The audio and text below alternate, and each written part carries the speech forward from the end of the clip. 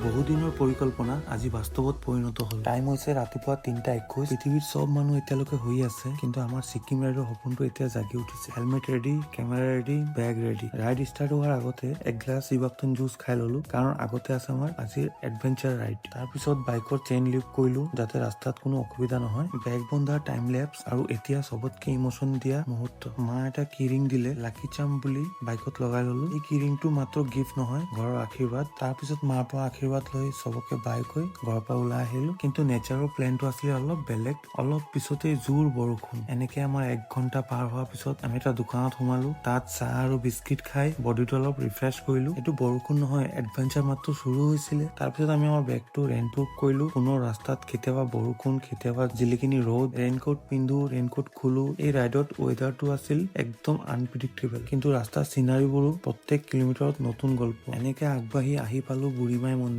মনটো অলপ শান্তি কৰি আগৰ পথৰ বাবে আশীৰ্বাদ লৈ ললো। তাৰ পিছত এটা ধাবাত লাঞ্চ, কাৰণ ৰাইডৰ ফুৱেল মাত্ৰ পেট্ৰল নহয়, ভাল খাবও লাগিব। আৰু ধাবাটোত জুবিনদাৰ স্মৃতিবোৰ ইমান যত্ন সহকাৰে সজাই ৰাখিছিল। তাৰ পিছত আমাৰ আকৌ ৰাইড ষ্টাৰ্ট হ'ল। ৰাইডৰ মাজতে ইমান বেছি টোপনি অহাৰ কাৰণে পল্লৱ ভাইৰ ৰেস্কিউ মিছন, এটা Red Bull, energy full charge, golden sky, long highway, আৰু আমি দিনৰ শেষত আহি পালো আমি নলবাৰী টাউন। ছিকিম এতিয়াও দূৰ, কিন্তু এপিছড 1ৰ এডভেঞ্চাৰ এতিয়াও মাত্ৰ শুৰু হৈছে। লাষ্টত ভিডিঅ'টো কেনেকুৱা পালে কমেণ্টত জনাব।